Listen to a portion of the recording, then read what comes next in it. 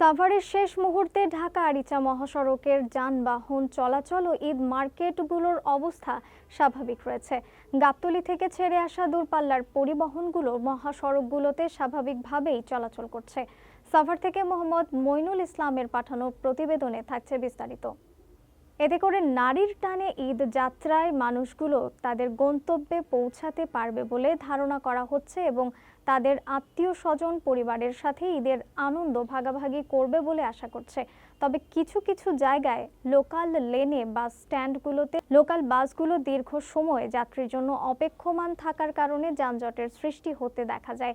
এদিকে সাভারের মার্কেটগুলোতে ক্রেতার সংখ্যা খুব কম দেখা যায়। তবে বিপণী বিতানগুলোতে ক্রেতা কম থাকলেও রাস্তার দুই পাশে ফুটপাত ও ওভারব্রিজের দোকানগুলোতে ক্রেতা ছিল লক্ষণীয়।